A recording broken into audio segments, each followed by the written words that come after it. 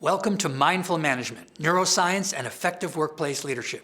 Over my years as a consultant, I've listened to managers muse from time to time about their ideal staff or workforce. Inevitably, they describe one that makes it easier for them to be managers. One way or another, they say they want people who are predictable, who will do what they're asked to do when it's required, productive, meet or exceed work goals, purposeful, be committed to the larger goals of the organization, and peaceful, who get along reasonably well. And why do they want this? Because they know that these 4 Ps drive profitability in private sector organizations or the effective use of resources in public sector organizations. They also drive customer satisfaction and employee retention. In this seminar, we'll start by reviewing key research findings that show how people are wired to be the productive and motivated workforce that managers want. What managers need to do is create the conditions where employees can release the power contained in their self-motivating neural circuitry.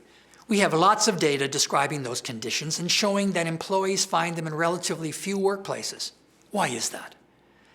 As some authors ask, after years of study, since what needs to be done seems so obvious, why don't more managers do it? Well, to do that, we'd have to rise above our traditional understanding of what motivates employees, which in turn requires us to come to an understanding of how our minds work. Yes, I said the word minds, because 30 years of neuroscientific research based on scanning the brain in operation has demonstrated clearly that we have 2 minds, not one, rational and emotional, that automatically work together to create our reality. And, contrary to our traditional views, our emotional mind drives our rational thought, not the other way around. Our notions about what motivates people are buried deeply in the long-term memories of our emotional mind. We take them for granted as facts of life. As a result, they're hard to change, just like our conceptions of what it takes to be a leader.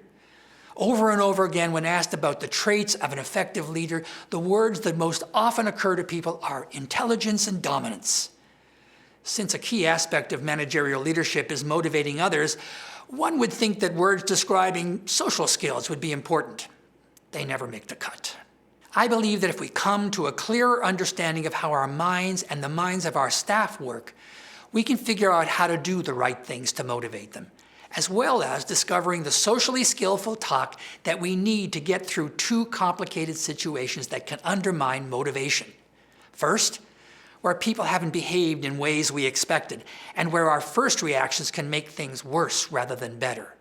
And second, in situations where we have to lead others through change.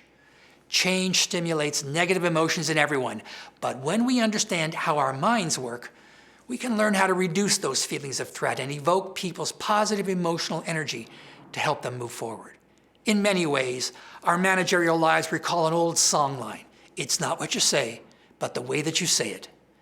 And this truth reflects our 2 minds in action as we process face-to-face talk at several levels simultaneously. So consciously knowing what to say and how and when to say it can make a great deal of difference to how well we manage ourselves and others in every situation, but particularly in the difficult ones. And finally, understanding the interlocking operations of our 2 minds can reveal the problems that we make for ourselves in the way we create and handle stress in our lives.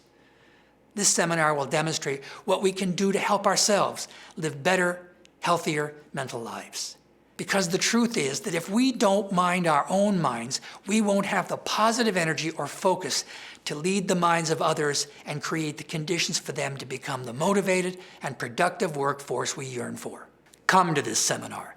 Let me open you up to the leader's mind, your mind.